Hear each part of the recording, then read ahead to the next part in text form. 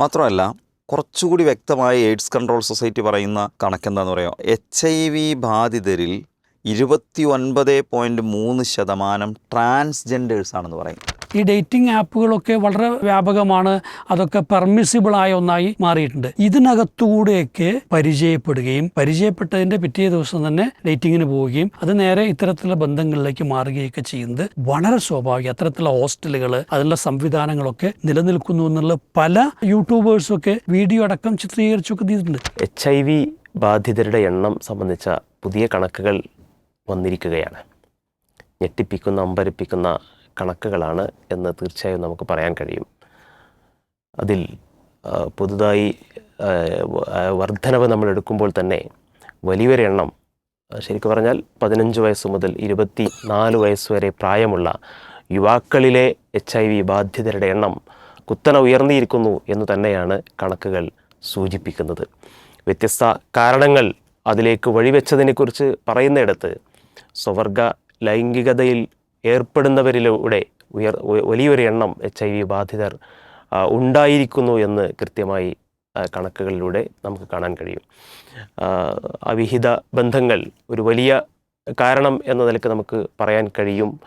അതോടൊപ്പം തന്നെ ലഹരിയും ഇവിടെ വില്ലനായി കടന്നു വന്നിരിക്കുന്നു എന്നും കണക്കുകളിൽ നിന്ന് നമുക്ക് മനസ്സിലാക്കാൻ കഴിയുകയാണ്. യഥാർത്ഥത്തിൽ നമ്മളിതിൻ്റെ കണക്കുകളിലൂടെ കടന്നു പോകുമ്പോൾ ഒരു വശത്ത് പാശ്ചാത്യൻ രാജ്യങ്ങളിൽ ഇത് ഒരു പുത്തരിയല്ല എന്ന് പറയാം. നമ്മൾ കേരളത്തിൻ്റെ പശ്ചാത്തലമൊക്കെ എടുക്കുമ്പോൾ ആ പാശ്ചാത്യൻ സംസ്കാരത്തെ ഒളിച്ചു കടത്താനുള്ളൊരു ശ്രമം കാലങ്ങളായി അല്ലെങ്കിൽ ഈ അടുത്ത് വളരെയധികം കണ്ടുകൊണ്ടിരിക്കുന്നുണ്ട്. അതിൻ്റെയൊക്കെ ഒരു റിസൾട്ട് ഈ കണക്കിൽ കാണുന്നു എന്ന് പറഞ്ഞാൽ ശരിയല്ല എന്ന് പറയാൻ കഴിയുമോ? അതെ, ഇവിടെ ഏറ്റവും വലിയൊരു കാര്യം എന്ന് വെച്ചാൽ ഇത് ഇങ്ങനെ കണക്ട് ചെയ്ത് ഇവിടെ ഒരു ചർച്ച നടക്കുമോ എന്നതാണ് നമുക്ക് ഏറ്റവും പ്രയാസം തോന്നുന്നൊരു സംഗതി. പ്രയാസം തോന്നുന്നതെന്ന് പറഞ്ഞാൽ അതിനുള്ളൊരു സാധ്യത നമ്മളിവിടെ കാണുന്നില്ല. എന്തുകൊണ്ട് HIV പെരുകുന്നു, അതിൻ്റെ കാരണങ്ങൾ എന്താണ്? ആ കാരണങ്ങളിൽ നേരത്തെ ബഷീർ സൂചിപ്പിച്ചതുപോലെയുള്ള പുതിയ ജെൻഡർ സിദ്ധാന്തങ്ങളും പുതിയ സാമൂഹിക രീതികളും തമ്മിൽ എത്ര കണ്ട് ബന്ധപ്പെട്ട് നിൽക്കുന്നു എന്ന ഒരു ചർച്ചയ്ക്ക് ഇവിടെ ആരെങ്കിലും തയ്യാറാകുമെന്ന് തോന്നുന്നില്ല. പൊതുവിൽ HIV ബന്ധപ്പെട്ട് മറ്റേതെങ്കിലും തരത്തിലുള്ള ഈ ലൈംഗിക രോഗങ്ങളാകട്ടെ അതൊക്കെ സംബന്ധിച്ചുള്ള ചർച്ചകൾ നടക്കുമ്പോൾ വളരെ പെട്ടെന്ന് അതിൻ്റെ പരിഹാരങ്ങളെക്കുറിച്ചാണ് പറയുക. അതിൽ തന്നെ പറയുക സുരക്ഷിതമായ ലൈംഗിക ബന്ധത്തിൽ ഏർപ്പെടണം എന്ന ഒരു പരിഹാരമാണ് പൊതുവിൽ ഇവിടെ നമ്മുടെ ചാനലുകളാണെങ്കിലും വാർത്തകളാണെങ്കിലും അതിനപ്പുറത്തേക്കുള്ളൊരു ചർച്ചയിലേക്ക് പോകില്ല. ഇപ്പോൾ കേരളത്തിൽ എയ്ഡ്സ് രോഗികളുടെ എണ്ണം കൂടി. അതിന് രണ്ട് പ്രധാന കാരണങ്ങൾ യുവാക്കളിലെ HIV കൂടുതലുമായി ബന്ധപ്പെട്ട്, ഒന്ന് ലഹരി ഉപയോഗവുമായി ബന്ധപ്പെട്ടാണ്. എന്ന് പറഞ്ഞാൽ ഒരാൾ ഉപയോഗിച്ച സിറിഞ്ച് ബാക്കിയുള്ളവർ ഉപയോഗിക്കുന്നു. ഇപ്പോൾ ഈ അടുത്തിവിടെ നമ്മൾ പെരിന്തൽമണ്ണ സ്റ്റുഡിയോയിലാണ്, ഇവിടെ വളാഞ്ചേരിയിൽ 10ഓളം എയ്ഡ്സ് രോഗികളെ അങ്ങനെ രോഗം നിർണ്ണയിക്കേണ്ടായി. അതിന് കാരണം പറഞ്ഞു ഒരേ സിറിഞ്ച് ഉപയോഗിച്ച് ഒരു മയക്കുമരുന്ന് ഉപയോഗിച്ചു എന്നുള്ളതാണ്. എന്നാൽ അതിനേക്കാൾ കൂടുതൽ എണ്ണം യഥാർത്ഥത്തിൽ ഹോമോസെക്ഷുവാലിറ്റിയിലുള്ള ആളുകളുടെ ഭാഗത്തു നിന്നാണ്. സ്വവർഗരതിക്കാരായ സ്വവർഗാനുരാഗികളായിട്ടുള്ള ആളുകളിലെ അവരാണ് കൂടുതൽ HIV ബാധിതരായിട്ടുള്ളത്. ഇതിപ്പോൾ ഇന്ന് നമ്മൾ കേട്ട ഈ വാർത്ത 2023 ജൂലൈ മാസത്തിൽ കേരളത്തിൽ ഇതുപോലെ എയ്ഡ്സ് കൺട്രോൾ സൊസൈറ്റിയുടേതായിട്ടാണെന്ന് ഞാൻ മനസ്സിലാക്കുന്നത്. 2 പ്രധാന ചാനലുകളിൽ ഞാൻ ആ വാർത്ത കണ്ടിരുന്നു. കേരളത്തിൽ എയ്ഡ്സ് കൂടി. അപ്പോൾ ഒരു മധ്യ കേരളത്തിലൊരു ജില്ലയെക്കുറിച്ച് അവിടെ 6 ഇരട്ടിയാണ് എയ്ഡ്സ് രോഗികളുടെ എണ്ണം വർദ്ധിച്ചു. അന്നും ഇതേ വാചകം പറഞ്ഞിരുന്നു. കൂടുതലുണ്ടായത് എവിടെയാണ്? സ്വവർഗരതിക്കാരായ ആളുകളിലാണ്. സ്വവർഗരതി എന്നതിനെ വളരെയധികം പ്രൊമോട്ട് ചെയ്യുന്ന ഒരു കാലത്ത് നമ്മൾ ജീവിക്കുന്നത്. വളരെയധികം. ഇപ്പോൾ ബിഗ് ബോസുമായി ബന്ധപ്പെട്ടിട്ടുണ്ടായ ചർച്ചകൾ നമ്മൾ ഓർക്കുന്നുണ്ടാവും. ഒരു ലെസ്ബിയൻ കപ്പിൾ അതിനകത്ത് പങ്കെടുക്കുകയും അവരെ കേരളത്തിൽ അറിയപ്പെട്ട സിനിമാ നടൻ വലിയ പ്രൊമോഷൻ കൊടുക്കുകയും അത് കേരളത്തിലെ ഒരു സമൂഹം, ഒരു വിഭാഗം ആളുകൾ അതിനെ ഏറ്റുപിടിക്കുകയും ചെയ്തു. ഭൂരിപക്ഷം ആളുകൾ അതിനെ ഏറ്റുപിടിച്ചു എന്ന് പറയാൻ കഴിയില്ല. ഞാൻ അതുമായി ബന്ധപ്പെട്ട് വാർത്തകൾ ശ്രദ്ധിച്ചിരുന്നു, ചർച്ചകൾ ശ്രദ്ധിച്ചിരുന്നു. പൊതുവിൽ ഇപ്പോൾ സോഷ്യൽ മീഡിയ നിരീക്ഷിക്കുന്ന ആളുകളൊക്കെ സമൂഹത്തിൻ്റെ ട്രെൻഡ് മനസ്സിലാക്കാൻ പലപ്പോഴും ആ ചർച്ച നടക്കുന്ന അക്കൗണ്ടിൻ്റെ കമൻറ്റ് ബോക്സാണ്, ആ വീഡിയോ കണ്ടൻറ്റിൻ്റെ കമൻറ്റ് ബോക്സാണ് നോക്കുക. ഞാൻ ഒരുപാട് യൂട്യൂബ് വീഡിയോകളുടെ കമൻറ്റ് ബോക്സ് കുറേ എണ്ണം ഞാൻ സ്ക്രീൻഷോട്ട് എടുത്ത് വെച്ചിരുന്നു. ആളുകൾ പൊതുവിൽ ഇതിനെതിരാണ്, വലിയൊരു ശതമാനം ആളുകൾ ഇതിനെതിരാണ്. എന്നാൽ കുറച്ച് ആളുകൾ ഇതിനെ സപ്പോർട്ട് ചെയ്യുന്നുണ്ട്, ഇത് ജീവിതത്തിലേക്ക് കൊണ്ടുവരുന്നുണ്ട്. അങ്ങനെ കൊണ്ടുവരുന്ന ആളുകളെ സംബന്ധിച്ചിടത്തോളം ഇപ്പോൾ അവർക്ക് പലതരത്തിലുള്ള രോഗങ്ങളുണ്ടാകും. നമ്മൾ ഈ പുതിയ ജെൻഡർ തിയറിയെ ഈ നിലക്കൊന്നും കാണാതെ ഇവിടെ ഇങ്ങനെ വിശദീകരിക്കുമ്പോൾ അതിൻ്റെ ഈ അപകടങ്ങളെക്കുറിച്ച് ആരും അങ്ങനെ പറയില്ല. ഇപ്പോൾ LGBTQIA++ എന്ന് പറഞ്ഞാൽ L ഹോമോസെക്ഷുവാലിറ്റിയാണ്, ലെസ്ബിയൻ. G ഗേ ഹോമോസെക്ഷുവാലിറ്റിയാണ്. ബൈസെക്ഷലിൽ എന്തുണ്ട്, ഹോമോസെക്ഷുവാലിറ്റിയും വരുന്നുണ്ടല്ലോ. അങ്ങനെ ഇതിൻ്റെ പ്രധാന ട്രാൻസ്ജെൻഡർ എന്ന് പറഞ്ഞാൽ ഞാൻ അവരെ ആക്ഷേപിക്കല്ല, അവരിൽ വലിയൊരു ശതമാനം ആളുകളും പല കാരണങ്ങൾ പറഞ്ഞ് ലൈംഗിക തൊഴിലെടുത്ത് ജീവിക്കുന്ന ആളുകളാണ്. അതിൻ്റെ ഒരു വലിയ ഭാഗം ഹോമോസെക്ഷൽ ആയിട്ടുള്ള ആളുകൾ അങ്ങനെയാണ് ജീവിക്കുന്നത്. നമ്മൾ ലോകത്താകമാനം ഈ ഒരു മൂവ്മെൻറ്റിൻ്റെ അല്ലെങ്കിൽ ഈ ജീവിത രീതി സ്വീകരിക്കുന്ന ആളുകളുടെ കണക്കും ആ ആളുകൾ ജീവിക്കുന്ന രാജ്യങ്ങളും അവിടുത്തെ പലതരത്തിലുള്ള ലൈംഗിക രോഗങ്ങളൊക്കെ എടുത്തു നോക്കിയാൽ അവിടങ്ങളിലെല്ലാം ഏറ്റവും കൂടുതൽ ഈ HIV ബാധിതരാകുന്ന ആളുകൾ ഈ സ്വവർഗരതിക്കാരും ഈ പറയുന്ന കമ്മ്യൂണിറ്റിയിലെ ആളുകളുമാണ് നമുക്ക് മനസ്സിലാക്കാൻ സാധിക്കും. ഞാനൊരു റിപ്പോർട്ട് പറയാം. അമേരിക്കയിലെ 2022 37,981 ആളുകൾ HIV ബാധിതരാണ് എന്ന് കണ്ടെത്തി. അമേരിക്കയിൽ 2022 അമേരിക്കയും അതിൻ്റെ തൊട്ടടുത്തുള്ള 6 ടെറിട്ടറീസും അതിലെ 26,749 ആളുകൾ ഈ ഹോമോസെക്ഷലുകളോ അല്ലെങ്കിൽ ബൈസെക്ഷലുകളായിരുന്നു. ഹോമോസെക്ഷലിൽ തന്നെ ഗേസ് കൂടുതൽ. MSM എന്നാണ് അതിനെ പൊതുവിൽ ഉപയോഗിക്കുക, men have sex with men. അപ്പോൾ പുരുഷന്മാരായിട്ട് സെക്സ് ചെയ്യുന്ന ആളുകൾ. അപ്പോൾ എന്ന് പറഞ്ഞാൽ 70% 2022 US-ലും പരിസരത്തുള്ള 6 ടെറിട്ടറീസിലുമായി ഡയഗ്നോസ് ചെയ്ത HIV ബാധിതരിലെ 70% ഈ പറഞ്ഞ ആളുകളിൽ നിന്ന് ഉള്ളവരാണെന്നാണ് പറയുന്നത്. ഇനി യൂറോപ്പിൽ ചില കണക്കുകൾ 2021 HIV കണക്കിനെ സംബന്ധിച്ച് പറയണത് നേരത്തെ പറഞ്ഞ പുരുഷ ഹോമോസെക്ഷലുകളാണ് അതിലത്തെ 40%. പിന്നെ സിഫിലിസ് ബാധിച്ച 2019 സിഫിലിസ് ബാധിച്ച യൂറോപ്പിൻ്റെ ഒരു സ്റ്റാറ്റിസ്റ്റിക്സ് പറയാണ് 68% ആളുകളും സ്വവർഗരതിക്കാരായിരുന്നു. ഗൊണേറിയ ബാധിച്ചതിൽ 62% ആളുകളും ഇവരായിരുന്നു. ഇങ്ങനെ പലതരത്തിലുള്ള HIV മാത്രമല്ല പലതരത്തിലുള്ള ലൈംഗിക രോഗങ്ങളെ നമ്മൾ എടുത്തു പരിശോധിക്കുമ്പോൾ ഈ സ്വവർഗരതിക്കാരായിട്ടുള്ള ആളുകൾക്കാണ് ഇത് കൂടുതലായും ബാധിച്ചിട്ടുള്ളത് എന്ന് നമുക്ക് കാണാൻ സാധിക്കും. ഇനി കേരളത്തിലേക്ക് വന്നാൽ 2020 പിന്നെ കണക്ക് വെച്ച് പറയുന്നത് 2022 കണക്ക് ഏപ്രിൽ 2022 മുതൽ ഒക്ടോബർ 2025 വരെയുള്ള കണക്ക് പറയാം. HIV-യിൽ 24% ഈ ആളുകളാണ് എന്ന് പറയുന്നുണ്ട്. മാത്രമല്ല കുറച്ചുകൂടി വ്യക്തമായി എയ്ഡ്സ് കൺട്രോൾ സൊസൈറ്റി പറയുന്ന ഒരു കണക്കെന്താണെന്ന് അറിയോ? HIV ബാധിതരിൽ 29.3% ട്രാൻസ്ജെൻഡേഴ്സാണെന്ന് പറയുന്നുണ്ട്. വളരെ വ്യക്തമായി കണക്കിൽ അവർ സൂചിപ്പിക്കുന്നത്.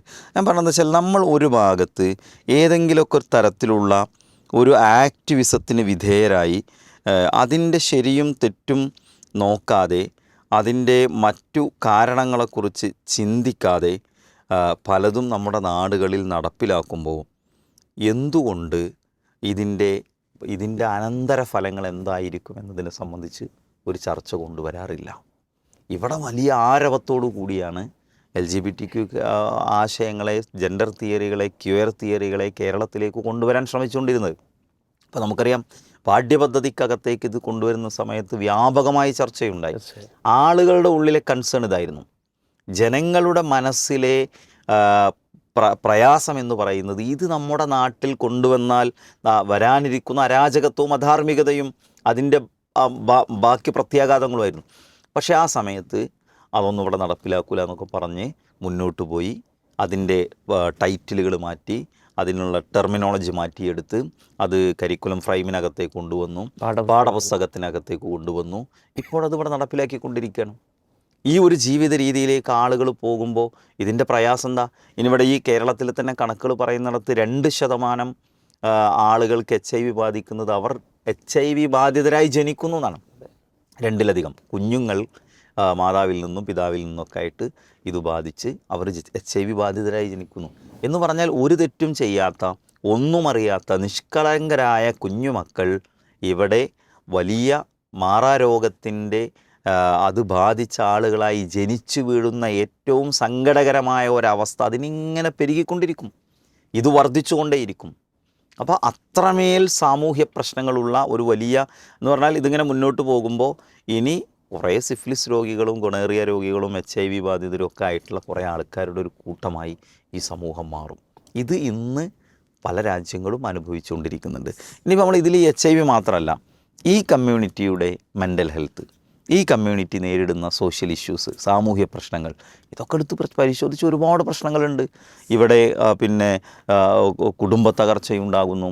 ഇവിടെ സിംഗിൾ പാരൻറ്റിങ്ങിൽ കുട്ടികൾ വളർന്നു വരേണ്ട പിന്നെ മാതാവും പിതാവും ഒരുമിച്ച് വളർത്താത്ത കുട്ടികളുടെ ഇമോഷണൽ മെൻ്റൽ ഹെൽത്തിനെ സംബന്ധിച്ച് ധാരാളം സ്റ്റഡീസ് നടന്നിട്ടുണ്ട്. അപ്പോൾ അങ്ങനത്തെ കുട്ടികൾ വളർന്നു വരുന്നു. അതിനു പുറമെ ഇപ്പോൾ ഇത്തരം കാര്യങ്ങളൊക്കെ നടപ്പിലാക്കിയ മറ്റു ഈ സ്കാൻഡിനേവിയൻ രാജ്യങ്ങളും അതുപോലെ തന്നെ ഈ നോർഡിക് കൺട്രീസ് എന്നറിയപ്പെടുന്ന രാജ്യങ്ങളിലുമുള്ള മറ്റു പലതരത്തിലുള്ള സ്ത്രീകൾ നേരിടുന്ന കുറേയധികം ജെൻഡർ ഇക്വാലിറ്റിയാണിത് വല്ലാണ്ട് പറഞ്ഞു പൊലിപ്പിക്കുക. അപ്പോൾ അവിടെയൊക്കെ സ്ത്രീകൾ നേരിടുന്ന പ്രശ്നങ്ങളുണ്ട്. പറഞ്ഞത് രോഗാതുരമായ സമൂഹമുണ്ടാകുന്നു എന്ന വലിയൊരു സൂചന നമുക്കിവിടെ കിട്ടിക്കഴിഞ്ഞു.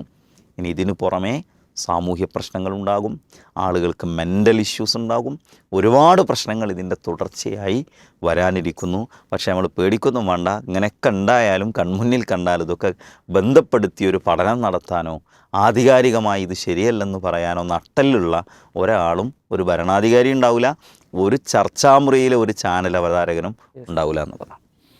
തീർച്ചയായും ഇത് കണക്കുകൾ അമ്പരപ്പിക്കുന്നതാണെങ്കിൽ യഥാർത്ഥത്തിൽ പരിശോധനയ്ക്ക് വിധേയരാകാത്തവരുടെ എണ്ണം കൂടി നമ്മൾ പരിഗണിക്കുകയാണെങ്കിൽ അതിൻ്റെ എത്രയോ മടങ്ങായിരിക്കുമെന്ന് പറയേണ്ടിയിരിക്കുന്നു. ഇങ്ങനെയൊക്കെ ആയിട്ടും ഈ വിഷയത്തിൽ മലയാളികളുടെ പ്രതികരണം എത്രമാത്രം ആശാവഹമാണ്. നമ്മൾ ഇന്നിപ്പോൾ ഇത് എടുക്കുന്നതിൻ്റെ പ്രത്യേകത ഉണ്ടല്ലോ, ഈ ദിവസത്തിൻ്റെ പ്രത്യേകത ഉണ്ട്. ഇന്ന് മലയാളത്തിലുള്ള പല പത്രങ്ങളിലും ഇതുമായി ബന്ധപ്പെട്ട വാർത്തകൾ വന്നിട്ടുണ്ട്. പക്ഷേ ആ വാർത്തകളുടെ ഒരു പൊതു സ്വഭാവം നിരീക്ഷിച്ചാൽ നമുക്ക് മനസ്സിലാവുക ഇതൊക്കെ അണ്ടർ കൺട്രോളാണ്. സർക്കാരിന് കൃത്യമായിട്ടുള്ള സംവിധാനങ്ങളുണ്ട്, മെഷേഴ്സ് ഉണ്ട്. അത് വെച്ചുകൊണ്ട് ഇത് ഫൈൻഡിങ് നടത്താനും അതുപോലെ തന്നെ അവരൊക്കെ കൃത്യമായിട്ട് ചികിത്സ അതിലേക്ക് കൊണ്ടുവരാനൊക്കെ നടക്കുന്നുണ്ട്. മാത്രമല്ല ഇതൊക്കെ കുറച്ചൊരു ശ്രദ്ധാപൂർവം കൈകാര്യം ചെയ്തു കഴിഞ്ഞാൽ മാറാവുന്നതും എറാഡിക്കേറ്റ് ചെയ്യാവുന്നതുമായ ഒന്നാണ് എന്ന രൂപത്തിൽ ചിന്തിക്കാൻ ആണ് ആ ലേഖനങ്ങളെല്ലാം പ്രേരിപ്പിക്കുന്നത്. ഇതാണ് ലോകത്തുടനീളം നടന്ന തന്ത്രമെന്ന് പറയുന്നതും. ഇപ്പം നമുക്ക് 1960കളുടെ ഒരു മധ്യം കഴിയുമ്പോഴാണ് ഈ LGBT ഒരു മൂവ്മെൻ്റായിട്ട് മാറുന്നത്. വേറെ പറഞ്ഞാൽ ഈ ഗേ മൂവ്മെൻറ്റ് ശക്തമായിട്ട് വരുന്നത്. 1980കളിലാണ് ഈ റോക്ക് ഹഡ്സന് എയ്ഡ്സ് ബാധിക്കുക. അദ്ദേഹമാണ് എന്ത് ചെയ്ത് ഇതിൻ്റെ ഒരു സിമ്പലായി പിന്നീട് മാറുന്നത്. ഹോളിവുഡിൽ പ്രസിദ്ധനായ നടനായിരുന്ന റോക്ക് ഹഡ്സൺ, അദ്ദേഹത്തിന് എയ്ഡ്സ് ബാധിക്കുന്നു. ആ വാർത്തയാണ് പെട്ടെന്ന് ഈ ഒരു രോഗത്തെ ലൈം ലൈറ്റിലേക്ക് കൊണ്ടുവരുന്നത്. അപ്പം അന്ന് ഈ ആദ്യം ചെയ്തത് എന്താ വെച്ചാൽ ഇതിനൊരു ലൈംഗികതയായിട്ട് ബന്ധമില്ലാൻ സ്ഥാപിക്കാൻ വേണ്ടി അത് ആഫ്രിക്കൻ കുരങ്ങെന്നാണ് മറ്റേത് മറിച്ച് എന്നൊക്കെ പറഞ്ഞ് ചില തിയറീസ് കൊണ്ടുവരാൻ നോക്കി. പക്ഷേ സ്വാഭാവികമായും മെഡിക്കൽ രംഗത്തുള്ളവർ അതിനെക്കുറിച്ച് പഠനം നടത്തുകയും ഇതൊരു സെക്ഷുവലി ട്രാൻസ്മിറ്റഡ് ആയിട്ടുള്ള ഡിസീസാണ് എന്നത് വ്യക്തമായിട്ട് സ്ഥാപിക്കപ്പെടുകയും ചെയ്തു. മാത്രമല്ല അതിനകത്ത് ഇത്തരത്തിലുള്ള ഈ നമ്മുടെ പറഞ്ഞാൽ പരസ്ത്രീ ബന്ധം, പരപുരുഷ ബന്ധം അല്ലെങ്കിൽ ഇങ്ങനത്തെ കാരണങ്ങളൊക്കെയാണെന്നുള്ളത് അന്ന് തന്നെ ഐഡൻറ്റിഫൈ ചെയ്യപ്പെട്ടു. അപ്പോൾ ഇത് തങ്ങളിലേക്ക് ആണ് വരുന്നത് എന്ന് തോന്നുകയും അന്നത്തെ ഈ LGBT സമൂഹം ചെയ്തത് അത് WHO രേഖപ്പെടുത്തിയ കാര്യമാണ്. WHO പറഞ്ഞതെന്ന് വെച്ചാൽ ഏറ്റവും ആദ്യം ഇതിന് സഹായഹസ്തവുമായി വന്നത് ഇപ്പോൾ നിങ്ങൾ നോക്കിയാലും കിട്ടും LGBT സമൂഹമാണെന്നാണ്. എന്നിട്ട് അവർ ആക്റ്റപ്പ് എന്ന് പറയുന്ന ഒരു മൂവ്മെൻറ്റ് കൊണ്ടുവന്നു. അതുപോലെ തന്നെ ഗേ മെൻസ് ഹെൽത്ത് ക്രൈസിസ് എന്ന് പറയുന്ന മൂവ്മെൻറ്റ് കൊണ്ടുവന്നു. അപ്പോൾ അവർ സഹായഹസ്തവുമായിട്ട് വന്നു എന്ന് പറയുന്നതിനേക്കാളും ഇതൊരിക്കലും ചർച്ചയ്ക്ക് വരരുത്, ഇത് മൂടി വയ്ക്കപ്പെടണം. അല്ലെങ്കിൽ അത്തരം ആളുകൾ തങ്ങളുടെ പരിദേവനങ്ങൾ സമൂഹത്തിൻ്റെ മുമ്പിൽ പറയാൻ തുടങ്ങിയാൽ ഞാൻ നേരത്തെ ഒരു ഗേ ആയിരുന്നു, അങ്ങനെ എനിക്ക് വന്നത്, ഇനി നിങ്ങൾ ആരോ ചെയ്യരുത് എന്ന് പറയാൻ തുടങ്ങിക്കഴിഞ്ഞാൽ ഈ പറയുന്ന LGBTQ മൂവ്മെൻറ്റിൻ്റെ വേരറുക്കപ്പെടും. അതുകൊണ്ട് തന്നെ അവരെയൊക്കെ കെയർ ടേക്കേഴ്സായി നിന്ന് അസൈലത്തിലേക്കോ അല്ലെങ്കിൽ ഇന്നത്തെ സെൻറ്റേഴ്സിലേക്കോ കൊണ്ടുപോകാൻ സഹായിക്കുകയാണ് ഇവർ ചെയ്തത്. അതിലൂടെ ഇതിൻ്റെ ഗൗരവത്തെ അവർ മൂടി വയ്ക്കാൻ ശ്രമിച്ചു. ഞാനത് പറഞ്ഞാൽ കേരളത്തിൽ ഇന്ന് നമ്മൾ ഈ പറഞ്ഞ പത്രങ്ങൾ ചെയ്യുന്ന ഒരു കാര്യം അത് തന്നെയാണ്. യഥാർത്ഥ പ്രശ്നങ്ങളുടെ ഗൗരവത്തെ മൂടി വയ്ക്കാനോ അല്ലെങ്കിൽ അതിനെ ഉയർത്തിക്കൊണ്ടുവരുന്നതിന് പകരം ജനങ്ങളുടെ കണ്ണിൽ നിന്ന് മറയ്ക്കാനോ മായ്ക്കാനോ ശ്രമിക്കുകയാണ് ചെയ്യുന്നത്. ഇപ്പോൾ നേരത്തെ കുറേ കണക്കുകളും പറഞ്ഞു. ഇപ്പോൾ ഇവിടെ നമ്മൾ കേരളത്തിൽ 23,608 രോഗികളുണ്ടെന്നാണ്. ഇന്ത്യയിൽ അത് 25 ലക്ഷമാണ്. അപ്പോൾ ആ കണക്ക് നോക്കി നമുക്ക് എത്ര ഉള്ളൂ? 1% പറയാം. പക്ഷെ അതേസമയം 2024 കണക്കിൽ ഇന്ത്യയിൽ പുതുതായി ഉണ്ടായ രോഗികൾ 6,300. അതിൽ കേരളത്തിൽ 1,213 എന്നുവെച്ചാൽ 20%. ആ ഡാറ്റ മാത്രം നോക്കിയാൽ നമുക്കറിയാം എന്താ സംഭവിക്കുന്നുള്ളത്. ഇന്ത്യയിലെ ഒരു കണക്കും കേരളത്തിലൊരു കണക്കും വെച്ച് നോക്കിക്കഴിഞ്ഞാൽ ഇതൊരു തരം റാപ്പിഡ് സ്പ്രെഡാണ്. വളരെ ക്വിക്കായിട്ടാണ് ഇത് സ്പ്രെഡ് ചെയ്യുന്നത്. അതുകൊണ്ട് തന്നെ മറ്റ് എവിടെ ഇത് നിർത്തിയാലും നിന്നാലും ശരി, കേരളത്തിൽ നമുക്ക് ഇവരെ സപ്ലൈ ചെയ്യാൻ, എയ്ഡ്സ് രോഗികൾ സപ്ലൈ ചെയ്യാൻ ഒരു ബുദ്ധിമുട്ടും ഉണ്ടാവുകയില്ല എന്നുള്ളതാണ്.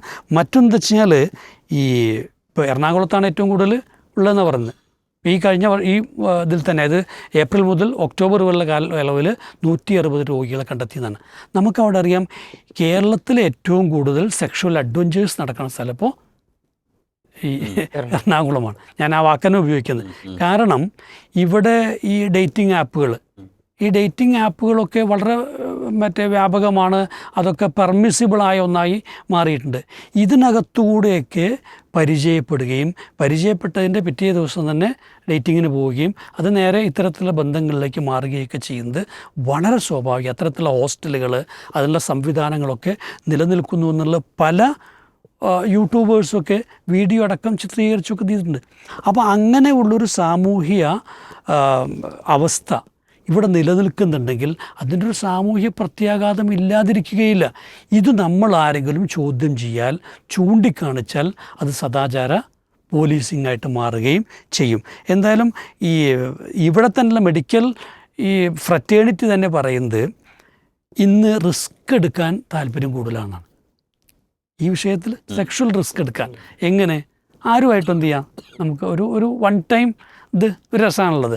അപ്പോൾ അങ്ങനെ അതിന് താല്പര്യമുണ്ട്. 2 ഗർഭനിരോധന ഉറകൾ ഉപയോഗിക്കുന്നതിൽ താല്പര്യം ഇല്ല. അതായത് അതിൻ്റെ പൂർണ്ണതയിൽ എന്ത് ചെയ്യണം, അതനുഭവിക്കാം, പട്ടണം നടത്താം. പിന്നെ ഇതുപോലെ തന്നെയുള്ള അഡ്വഞ്ചറുകൾ, അതായത് സ്വാപ്പിംഗ് ആണെങ്കിലും മറ്റു രീതിയിലൊക്കെയുള്ള ഇതുകൾ.